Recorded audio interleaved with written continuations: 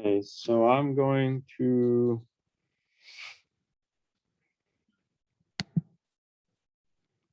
I'm in the course.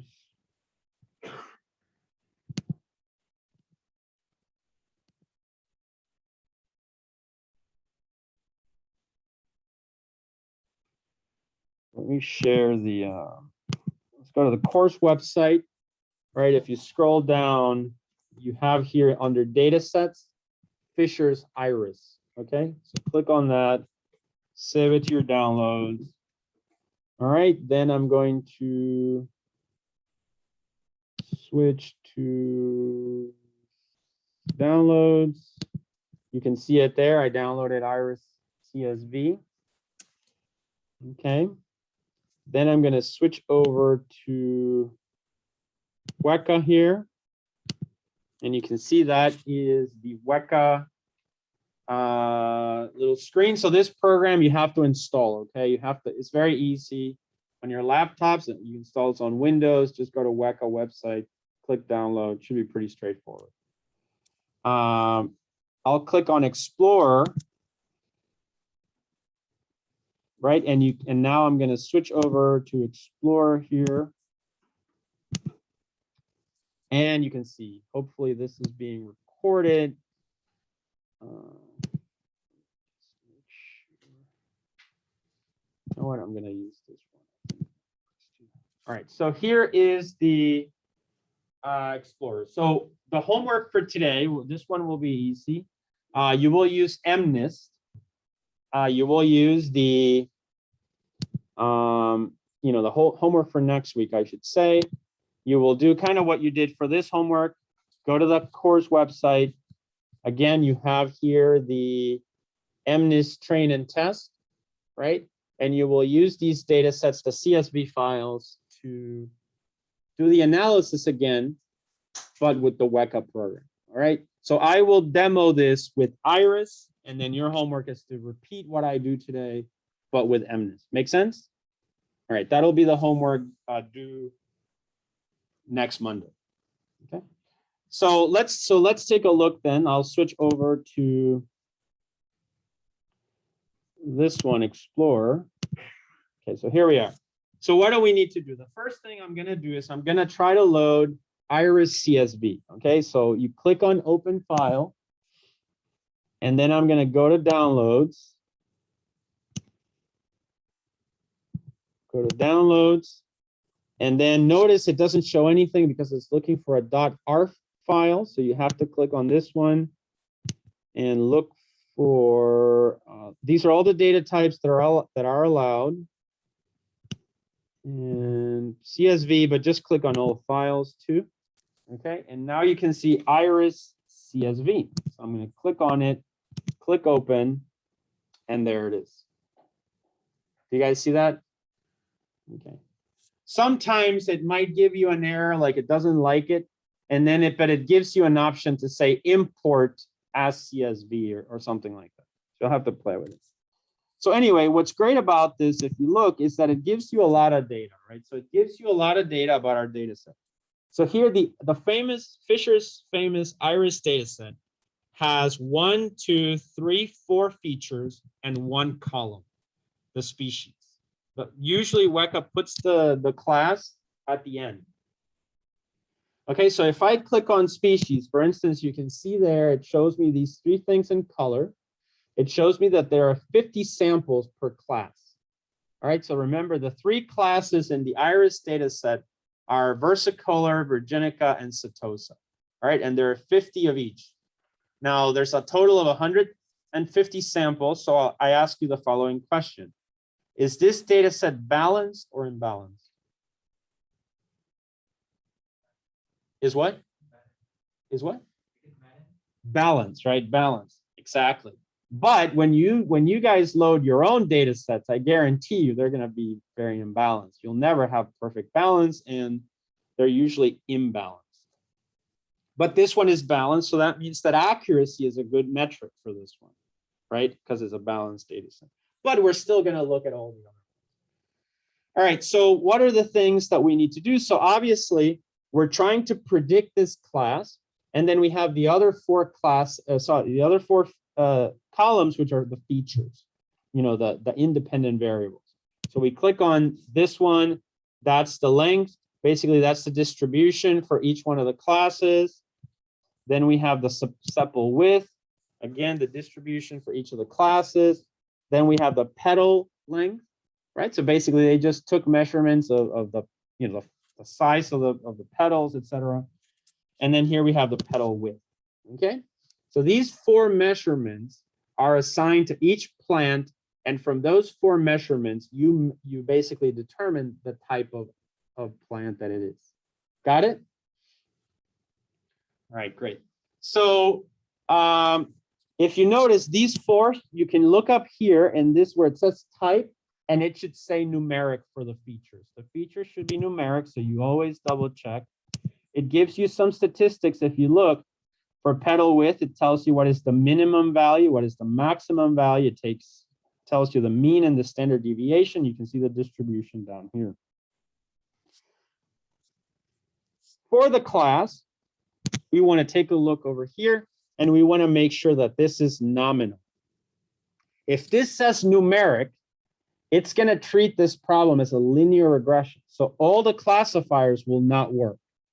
Okay, they're not going to be highlighted and available, basically. But once this says nominal, it treats whatever is in here as classes, and then at that point, you'll be able to do classification. Okay, that's really important. All right, so let's take a look at, now if let's say that it says numeric instead of nominal, then you have to convert it. And that's where you go in here, you click on this and you apply a filter. And Weka has a lot of filters for doing lots of things, right? So that I'm not gonna cover that here, but I'm just gonna show you that there's all these filters. You see that some are supervised based, some are unsupervised based, and then some are attribute based, some are instance based, and they can be applied. If you just look down here, here it is, numeric to nominal. And so you select that basically, you click on the white space, and you have to tell it which column you want to convert to nominal. So for instance, in this case, it would be 5 because it's the species one. So you would tell it 5, you click OK. I'm going to click cancel because it's already nominal. And then once you've selected it, you still have to hit apply. And once you hit apply, it's going to apply that filter to your data, basically. You guys see that? All right. Now, that's one important feature. You use the filters. All right, then notice up here we have all these tabs, and these tabs are basically for you to do the analysis. We can also, before we look at those, we can also take a look at edit. And edit is a way for us to look at the data. So if I click on that, you can see here, here's my data set. Obviously, Iris is very small. It only has 150 samples, so it's very easy to view here. And you can see basically these are the 4 columns. So column 1, column 2, column 3, column 4, the features of our data. And here's the corresponding class. Notice that in Weka, the classes can be actual words, right? But only in Weka. Once we, as you saw in PyTorch, etc., you would have to convert these into numbers. So here we have Setosa, then we have versicolor, then we have Virginica, and so on, right? 50 of each. If we wanted to change this data file from CSV to ARF, we would use this. All we have to do is change the name and pick the data type that we want down here, and it'll just convert it. All right, now, since our data is already nominal, our class over here, right, species is nominal, then we can proceed to do classification. So in that case, we're going to click on the tab called classify. Click on it, and there you are. This is where you're going to specify the operations that you want to perform. Okay, this is where you're going to specify, for instance, that you want to do. Notice here that there's 4 options. The cross-validation, you should already know what that is. We can also do a percentage split. You can do like, 80% split or 70%. And we can actually here provide a train set and a test set. Notice that in the MNIST example or homework, I provided a train and a test. So what you do there first is you load the train set, you say use train, build a model. It's gonna build a model down here. You right click it, but before you select supply test set, you're gonna load it through this, the test set, and then you're gonna right click here and say apply this model to that test set. Okay, and that should be the way it works. Tenfold cross-validation, you just click on this. Basically, it grabs the data set. As I said at the beginning of class today, it splits the data into 10 bins, leaves one out every iteration, trains with the rest.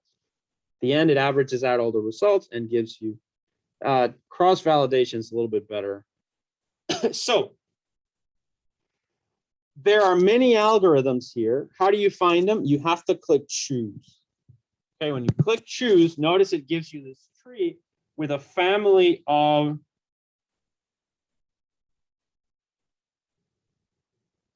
all right, so you have a family of algorithms.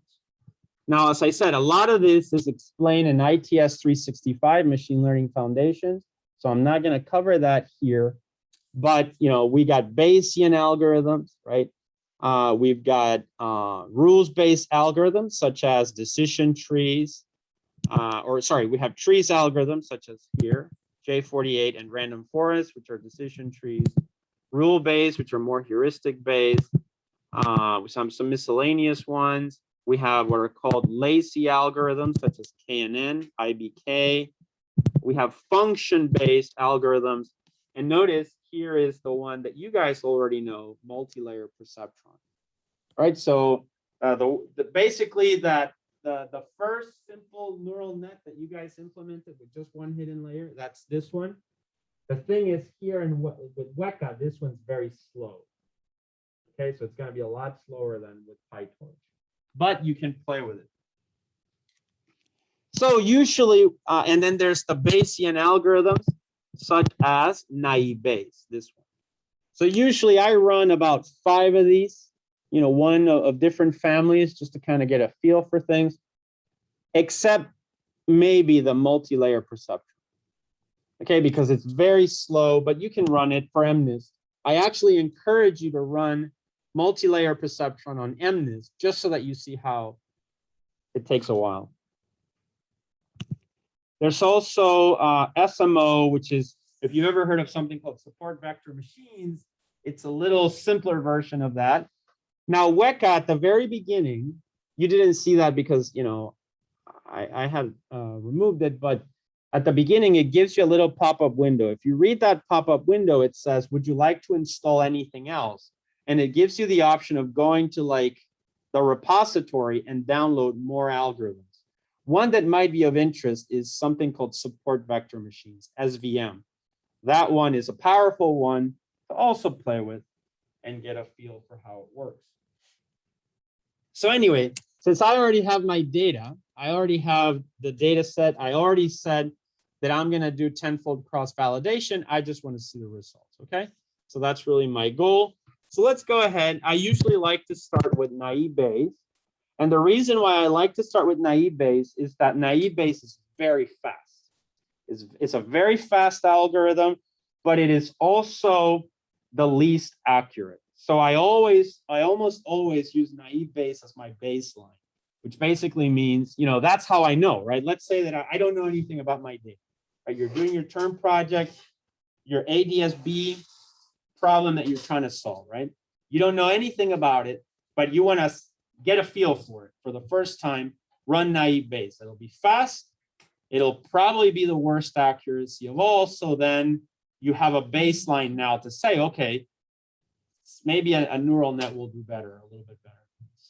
Got it? All right, so I'm going to hit on naive Bayes then. All I have to do is click on it. Now, if you click on the white space, it takes you to parameters that you can tune. However, for these algorithms like naive Bayes, you don't have to tune anything. So you can just use the default values. And so I'm just going to use that, hit OK. Now that I've selected naive Bayes and that I know I'm doing cross-validation, I just have to make sure that the correct class is selected, right? So in this case, the class is species, right? Remember, versicolor, setosa, or virginica is what we're trying to predict. One of 3 classes. So we click on that, and then once we have that, we just click on start. And as you can see, it's really fast. It's going to be really fast, obviously, when you only have 150 samples. You guys will have 60,000 trained, 10,000 tests, so it might be a little bit slower. Got it? All right, the next question is, how do you make sense of what you're seeing here? Well, this is actually what we covered in class today, right? Here you can see we've got all the metrics. We've got precision, recall, F measure, and a few other ones like the ROC area. We have the confusion matrix down here. We have the accuracy up here. You see that? Because this is a highly balanced data set, pretty much all the metrics correlate. When you have imbalance, you will have maybe great accuracies and very poor precision, recall, etc. So how do you interpret this? So if we look at this one, basically we can say overall 96% accuracy. If I look at the precision, notice over here that it's broken out by class. So it's got, which is your question, right? So what was the precision for setosa class? What was the precision for versicolor? What was the precision for virginica? And then the last column is for all, the overall. Also, it shows here an important thing is the total number of samples was 150, but down here you can see that this is what was used for test. You know, you can take a look up here. You have a little bit more information as well. So here, but basically we see that the setosa had perfect precision at 100%. Then we have versicolor at 92 and virginica at 95. Overall, it was 96. So what this means is the class that's kind of the hardest for precision was what? Versicolor, right? Because it's got a 92% precision. Got it? All right. Then we look at the recall. And you guys already know what that is. We looked at the theory of recall. So you'll say, okay, setosa has 1 of recall again, 96 versicolor, 92 virginica. Notice that now virginica is the one that has the lowest recall. And you understand what that is because we look at the formula. However, the metric that I would usually just focus on, if I can only look at one metric, would be the F measure. Because as we learned today, it combines all of those. So in this case, 1 for setosa, 94 for versicolor, 93 for virginica, overall 96. F measures are pretty good. So you can basically say this is a good model. With naive Bayes. Naive Bayes already does really well. Got it? Yes, please.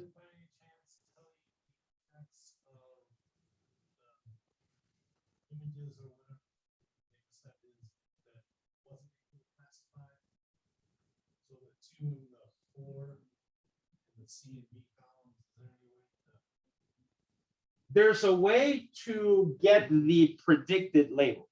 You can get that. Like you can, just like you would do it with PyTorch, you can get those out by just clicking here in more options. Okay. So if you click in more options, you have all of this. And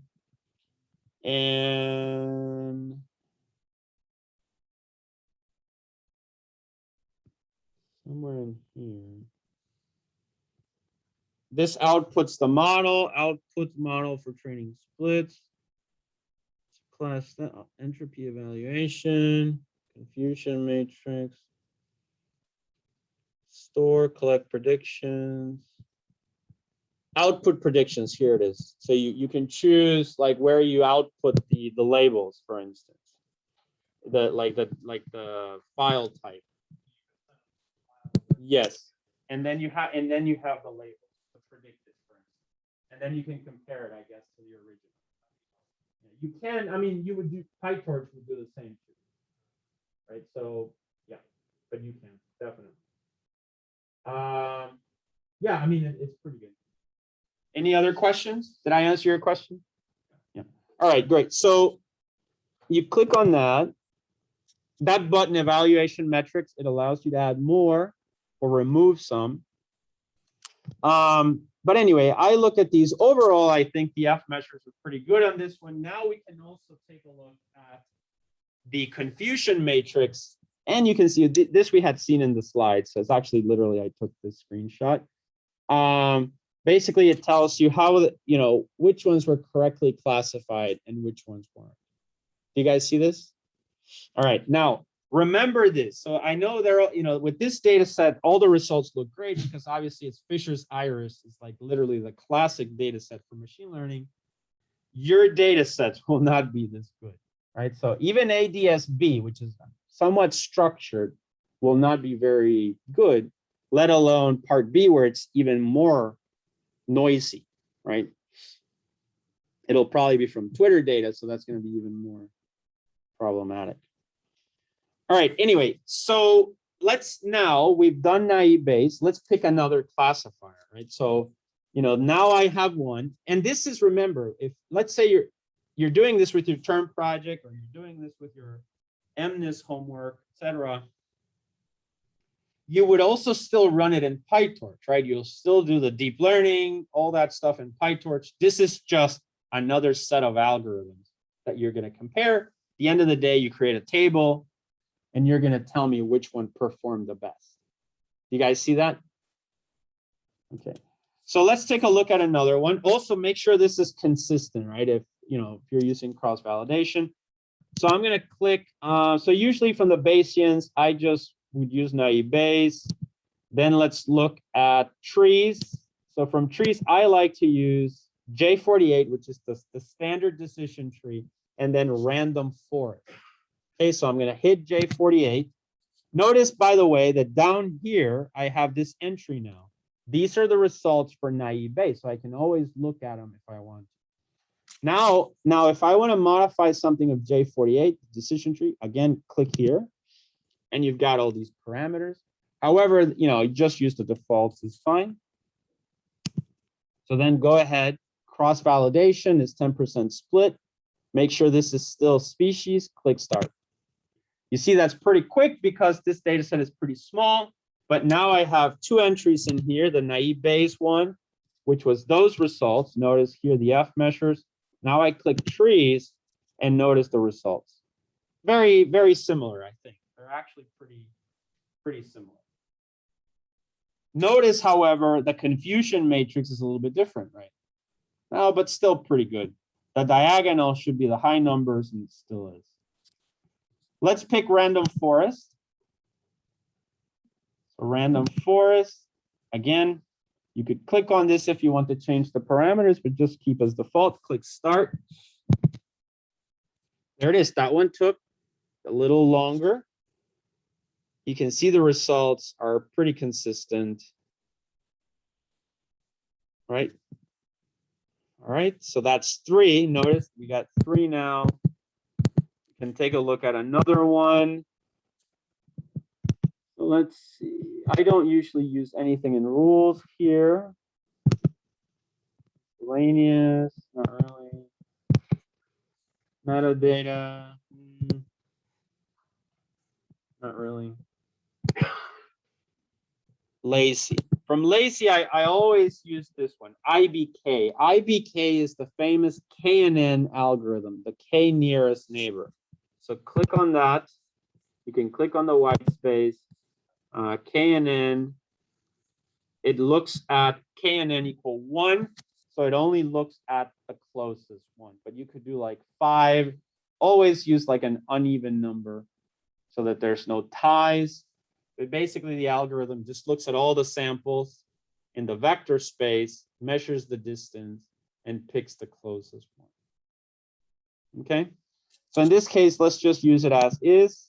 I'm going to run it again. Cross-validation, start, and there it is. So the results for KNN also pretty consistent. They haven't really changed that much. No real big difference.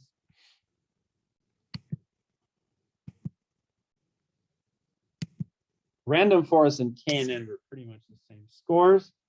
Now let's do in functions.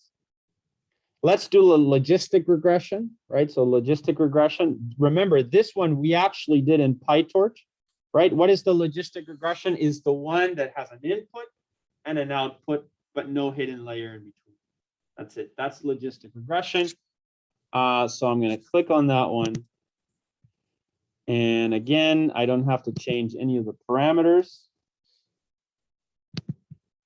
Species, so I hit start. Okay. And that's the results right there. Pretty much very consistent still.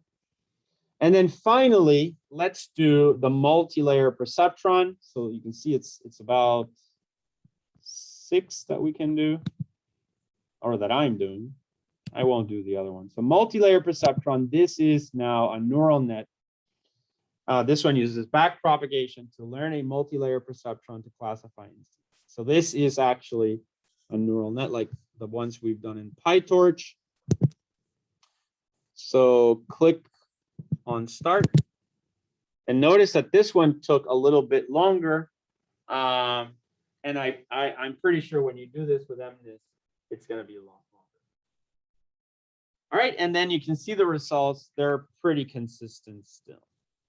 So as I said with Iris, Iris is designed for the results to be pretty consistent. That's the idea. So does this make sense, guys? This is Weka, just how to quickly visualize your results, compare classifiers. This gives you an intuition. Once you start using neural nets with a lot of data, it makes a lot more sense to use something like PyTorch. Okay. Any questions? Also, you have more control of the architecture, etc. No questions? All right. So now that we've done this, let's take a look at the problem that I told you about of selecting the attributes. Remember what I said.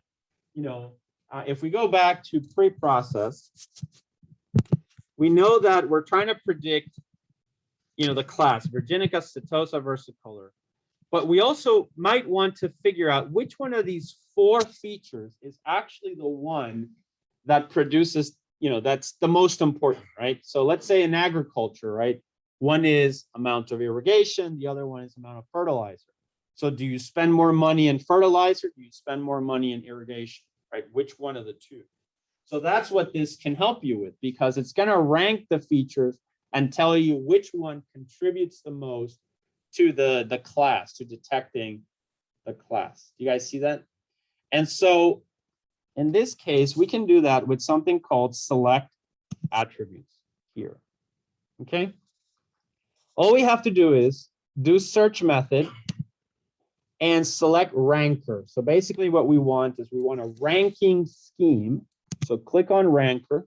When we do that, it basically says that if you want to change to an algorithm called information gain, this is a probabilistic algorithm. So just hit yes. So you can use, usually you can select what is called the chi-square or information gain. Either one of those will work fine. So you can select it if you want. Chi-square. Where's chi-square?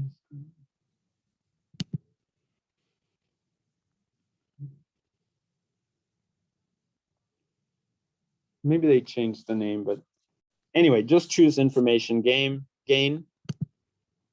All right, so information gain, the ranker, use cross-validation. Again, 10-folds is fine. Select the class. So in this case, the class is species. And now hit start. If you notice here, it says OK status, so it's finished. So now you know, here you have the order of the classes, right? By average merit. So what's it saying? Basically, the most important class, or sorry, the most important feature is petal width. So if you need to drop 1, drop sepal width. Do you guys see that? And we can actually do that. So let's say sepal width, according to this, because this has a ranking 1.3 versus 0.3, right? So it's saying sepal width is the least useful Okay, so then get rid of it. All right, so that's number 2. So I'm going to go to pre-process. I'm going to hit 2, select it, and notice down here, I'm going to hit remove. You guys see that? Now notice what happens. I removed one feature, right? We knew the scores for one feature.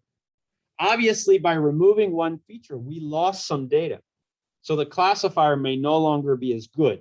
But what this is saying is that that was the worst. So at least if you need to drop one, that's the one to drop. So let's see what happens. Let's go to the classifier now. And I'm going to select KNN.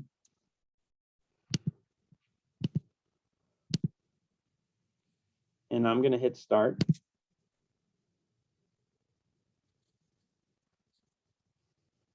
Now let's see that it changed.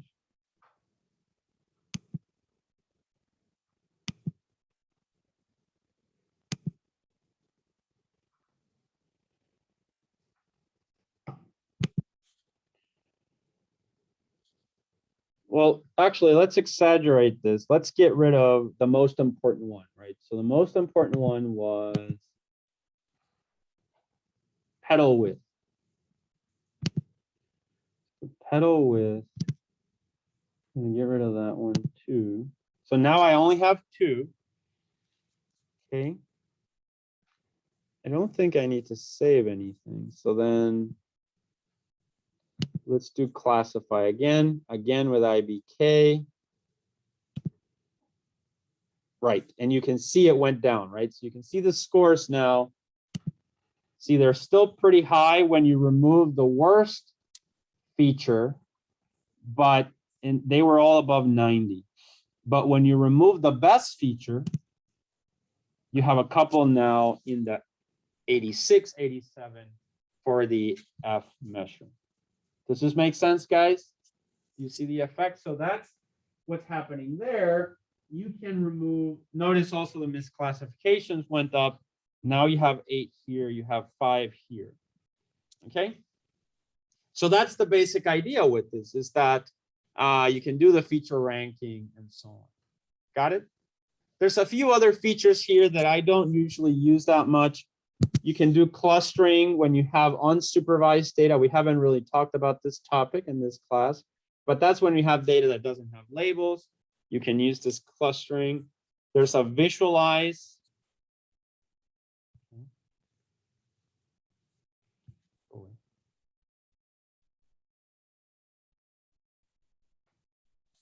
Yeah, there's this visualize tab, and this allows you to compare. It provides like a correlation between, like, you know, sepal width and species. You can see this shows like how the data, you know, the values would be plotted in a, if you only use those two things, right? So it's a kind of a visualization thing. I rarely use this, but some people might. Got it, guys? Make sense? All right, so that is Weka, the tool, Weka tool. As you can see, that was pretty quick. And now you have yet another tool that you can use in your arsenal. All right, so just so that we have a nice practice, let's switch over to Brightspace. So I'm going to assign the homework for next week. So I'm going to click on first Brightspace. This one, yeah.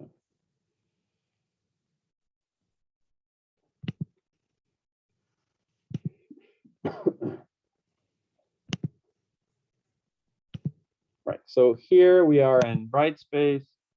So you have a homework assignment due tonight, which is basically to use the PyTorch code that you use for Sci-Far 10, but now for MNIST. And I gave you the 2 links, right? So you can see the homework here. Well, you're going to do the same thing. You're going to use the same data set this time around, but with Weka. Okay, so that will be homework, next homework. So let's just say that one I'm going to put under this folder because I already have it, right? So, and I think it's actually probably this. Let me just open this document. quick.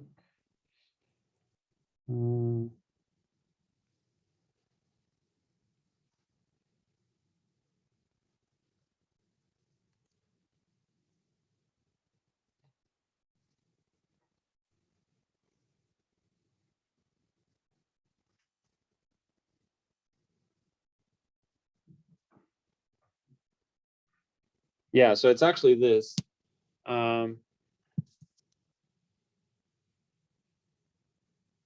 Actually, let's do this. Instead of just MNIST, to make it more interesting, let's actually do it with 3 data sets. So you can go to the berkeley.edu, or not.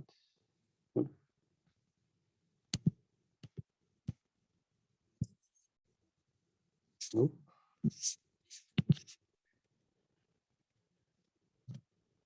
Oh, there it is.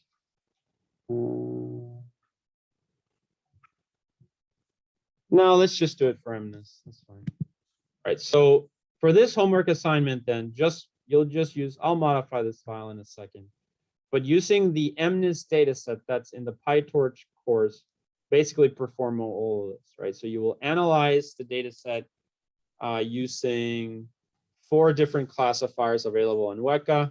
You will need to define what your features are. You will need to report classification performance metrics and perform feature ranking.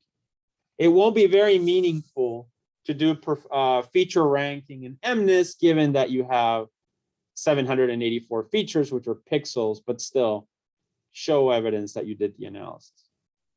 Make sense, guys? All right, so let me just download this file and modify it a little bit.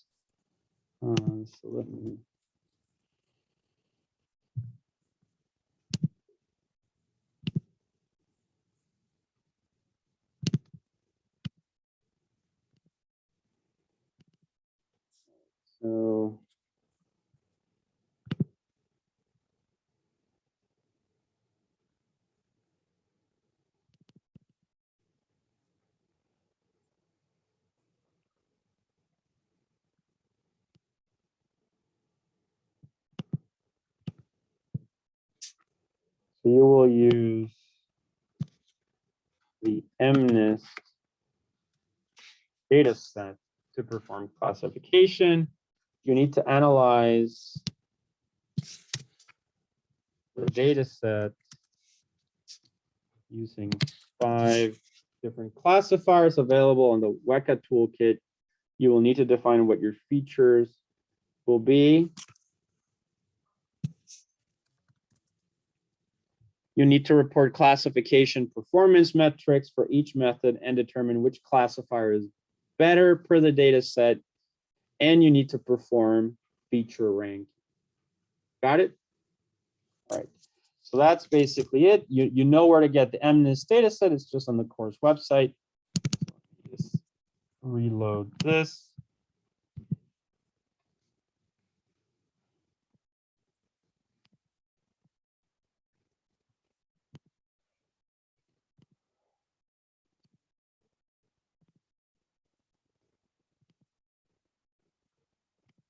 That's the Weka document. Okay. So there it is.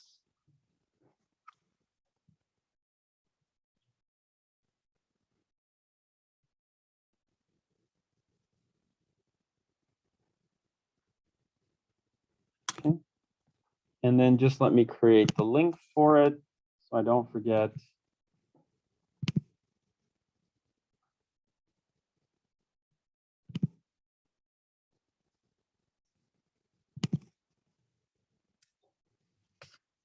So homework MNIST Weka. Okay. This will be due, so today is the 25th. So it'll be due by the 1st of November, 10 p.m.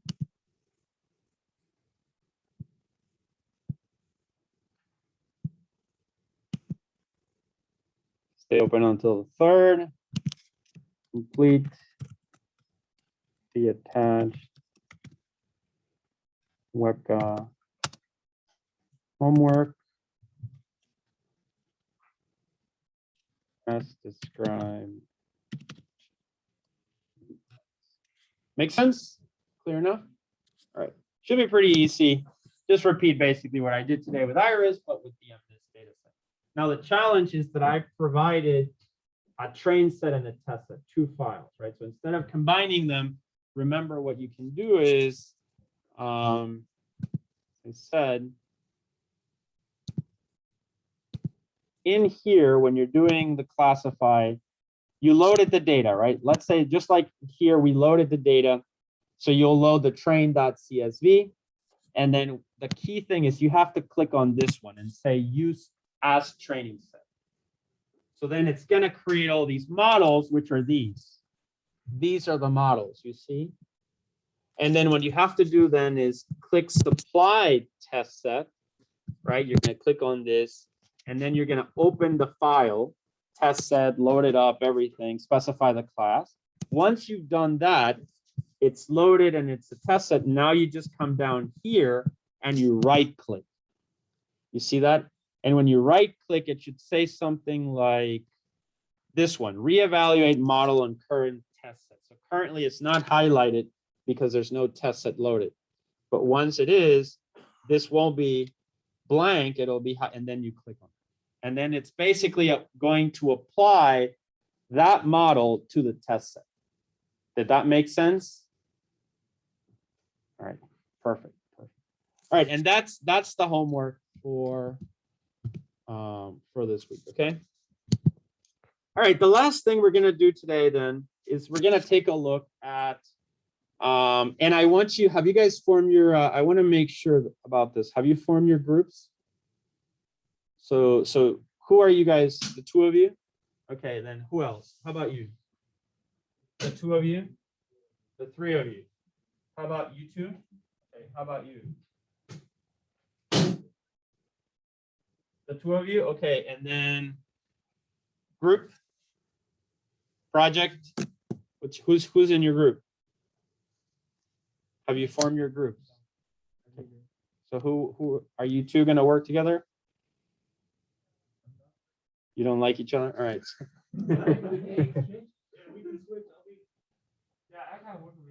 Oh, you guys, okay. So then who is the group? The 2 of you? Okay, then what about you 2? Huh? Yes, all right, so the 2 of you are in a group. Okay, perfect. So remember, this is for the ADSB. I expect good results from this, right? I'm working on this too, so I want to see what you guys do. I'm very curious about it. All right, so that's the idea.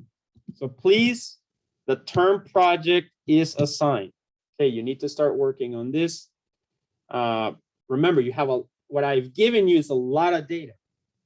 I'm not giving, it's obviously the problem is something specific to aviation or weather or something like that, but you need to come up with it. So do a little bit of research, find out what labels are there. It's very easy. You can Google ADSB data features or labels, and it'll give you the descriptions. Also, I provided the link, so take a look at all of that. Okay. So the last thing I want to do today, just to wrap up, is I'm going to switch over to Brightspace. All right, so here in Brightspace now, let's go to table of contents. And if you notice, so today, we were successful in covering pretty much everything that I wanted to cover today. So today was performance metrics. We talked about the term project. There's the link to the ADSB exchange data. We've covered Weka now. And the last thing I want to cover today is traditional machine learning. Just really quick, go over this. Next Monday, we're going to cover this, okay? So what I'm going to do next Monday is now, it won't really be so much machine learning algorithms as much as it is getting data. So next Monday, we're going to get data from HTML websites, from RSS feeds. So basically a lot of text data or data scraping and so on. And then again, We got to take that data unstructured, make it into tensors that we can fit into machine learning algorithms. Got it? All right, so that's our goal for that. That will be next week. You will have a homework, which is this, the Twitter homework, all right, which will be a fun one. And I think there's also probably a data scraping homework as well, but I'll do a demo then. All right, so today, the last topic is this one. Remember, I said all the sklearn code that I have, like for instance, the performance metrics, etc. You can just find it at this link. So just go there and check it out. But I have a few slides just to kind of motivate. Oh, and sorry, I'm gonna download this.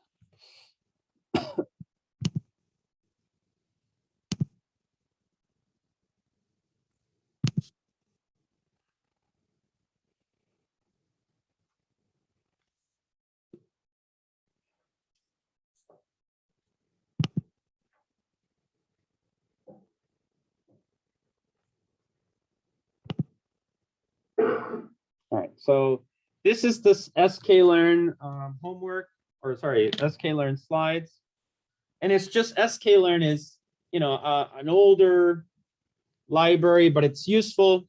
As I said, it's got a few things that you might find useful. So I won't demo this in class. Let me switch to it actually. I'm switching over sklearn. So I just want to kind of point this out.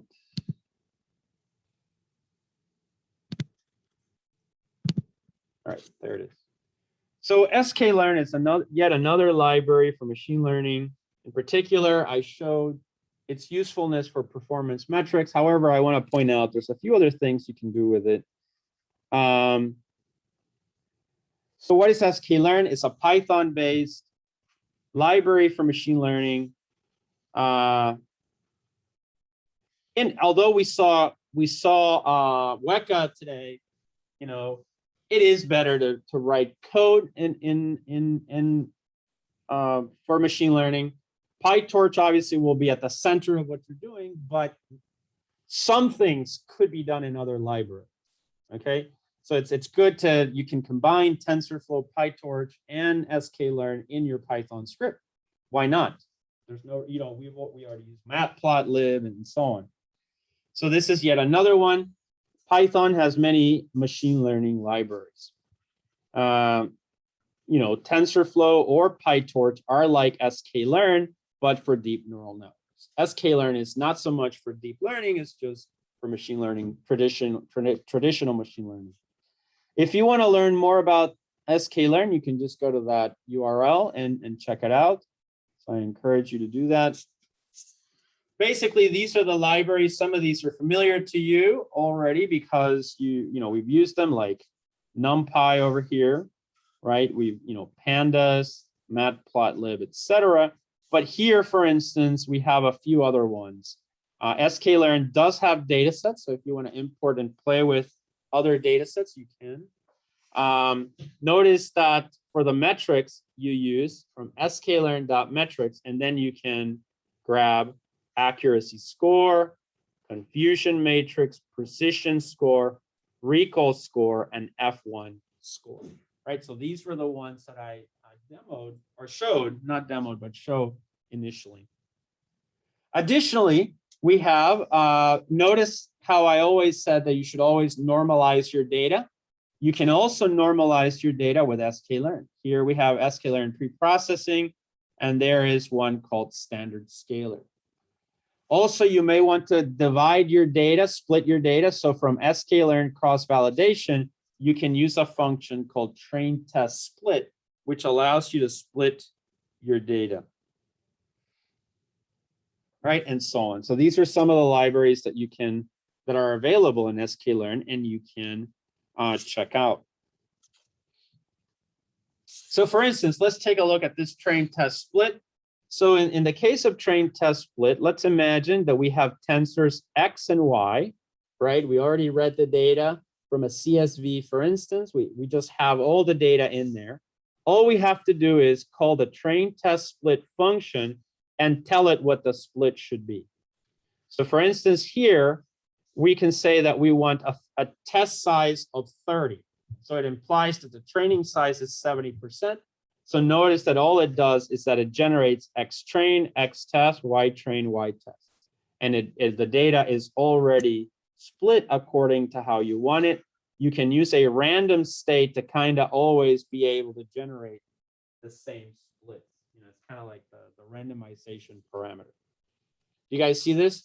So this is yet another way that you can do splits, okay? And so it's good to know. Maybe you should practice with this one as well, just a little bit.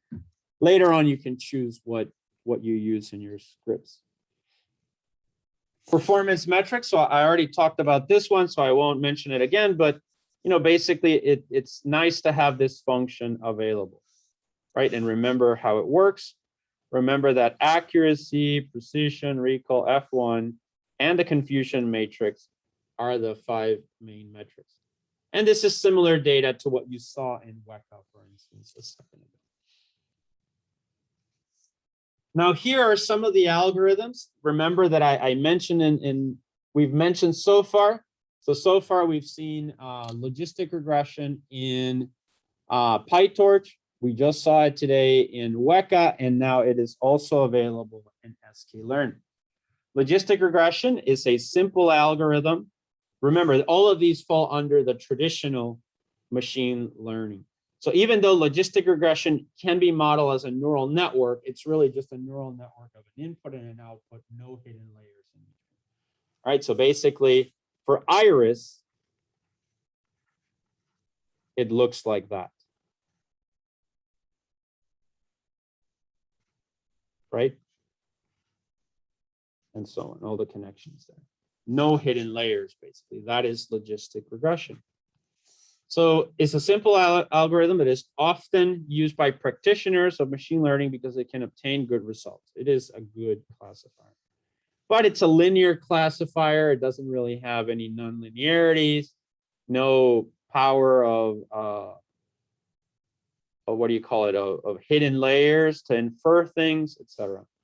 It is a linear function, much like linear regression, very much like linear regression, which predicts the probability of a sample belonging to a given class. It uses another optimization function instead of standard least squares cost function, which is the one used in linear regression. So it uses cross entropy. The probability range maps out to scale between 0 and 1. That's the idea. So it tries to mimic like a probability, you know, likelihood of something being a given class. Okay, and then we've already implemented this in PyTorch. Here is now this, you know, this is the diagram that I drew in the previous slide. You can see it here in a little bit more better format. This is for Iris. For the Iris data set, you can see X1, X2, X3, X4. Which ones were those? Sepal width, sepal length. Remember those 4 that we just saw in Iris in the Weka example? We saw the 4 label, and then what were the classes? Setosa, Virginica, versicolor, right? That's the classes, Y1, Y2, Y3. Make sense? All right. Now, if you wanted to implement this in Sklearn, without, you know, getting into the algorithm, the way that Sklearn works is basically, notice it takes X train normalize, Y train, X test normalize, Y test, right? So this assumes the train and the test already has been done, the split. Then you do from Sklearn, linear model, import logistic regression. You see that there, you create a logistic regression object, specify a couple of parameters, and then basically you do LR fit, which is what does the training. Notice that you train with X train and Y train, right? The data, the features, and the labels. Once you fit the model LR, you can now predict. So here you have LR predict on the X test normalized data, right? That gives you what? Y pred, yes? And then now you evaluate with the function print stats that this one, right? The performance. And all you have to do is give it the Y test, which is this one, and the Y pred, which is that one. You see that? So it's going to compare them very much like we did in PyTorch last Monday. Does that make sense, guys? Again, so my goal with this, my focus is just to show you another tool. You can practice this if you want, but I'm not going to cover this beyond today. However, I do recommend playing with this function a little bit. All right. So the mechanism with sklearn is you provide the train and the test. Sklearn abstracts a lot of the data. Obviously, in PyTorch or TensorFlow, you have more steps. And then basically, you create an object LR, and then usually in sklearn, you have these fit and predict. For every object that's a machine learning object, you have a fit and predict, and that's basically the idea. All right, so I've mentioned this. Neural nets. Neural nets are very complex systems, as we have seen, that take a long time to train. Therefore, the use of them in sklearn is not recommended. Again, if you're going to be using neural nets, deep learning in particular, we have seen that it's available. A multi-layer perceptron is available in Weka. Obviously, it'll be available in sklearn, but they're not optimized for this. For deep learning in particular, only TensorFlow and PyTorch are recommended. Here, the code is shown for contrast purposes and not really for anything else. I forgot to change this to PyTorch, so you'll see that throughout. Okay. But here's an example of how to build a multi-layer perceptron in sklearn. Basically the same idea. You have the data sets you build from sklearn neural network, grab the MLP classifier, build the object, specify a few parameters, and then you fit, predict, and then compare the results between Y test and Y pred to print out the performance metrics. You guys see it? Make sense? Any questions? All right, so that, as you might imagine, all the algorithms are very similar in the way that they are implemented. Here's KNN. This was IBK, or IB1, I think it was. IBK. In Weka, right? We just did this a second ago. The k-nearest neighbor algorithm is a classifier, is a popular algorithm that I always like to use.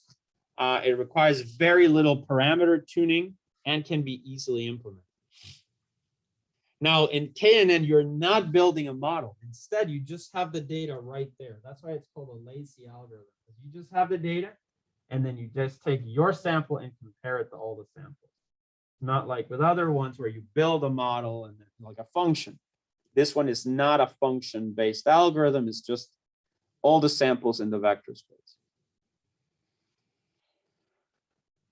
All right. Here's the code for it. You can see it's pretty much the same thing. From sklearn neighbors, import k-neighbors classifier, create the object, specify a few parameters, like the number of neighbors. Notice here it's 5. And then you do fit and predict on the data sets. And then you get Y pred, which goes there, and you take Y test, which is your real labels, there, and you compare. Same thing as before. Questions? All right. Support vector machines. I'm not really going to talk about support vector machines. This is 10 years ago. Support vector machines was the algorithm. This just shows you how things are. Maybe someday all this about deep learning will be, deep learning was 10 years ago, and now we do this. more advanced thing. But back in 10 years ago, support vector machines was the algorithm, the big gorilla in the room, right? And so everyone studied it, and it was very mathematically, very like elegant and everything. And it was powerful, but it was complex. But then deep learning came, and basically now it's nobody uses it. That's how it is. Just because it's, you can, and it's still powerful, but deep learning will always beat it pretty much. All right, so I won't really mention much about it. There's some history there. The papers that were pretty famous back in the 90s. And then here is just, again, an sklearn, same thing from sklearn SVM, import SVC, create the SVC object called SVM, specify a few parameters. Notice how this one has more parameters. And so that's what makes it a little bit more complex, because you have to figure out these values first. Then again, you do the fit, predict, and then finally you compare Y test and Y print, and you print out the metrics. Got it? All right. And that's it. So those are some of the algorithms. Today, as I said, my goal was to introduce a few other alternatives, the PyTorch for contrast, to talk about some of the traditional algorithms like logistic regression, KNN, so, neural nets, etc. All right, we are at a good point now in the semester where you have a lot of working PyTorch code, and it's really just about learning how to use it better. The key thing now to focus on is, again, grabbing data, which is what's going to be our next class on Monday, grabbing raw data from, let's say we're going to start with text, from scraping the data from the internet and building data sets that we can later convert into tensors, and then fit those tensors into the PyTorch code that we have. Make sense? All right, great. So let's do. All right, so I'm going to stop now the lecture. We're going to stop here for today.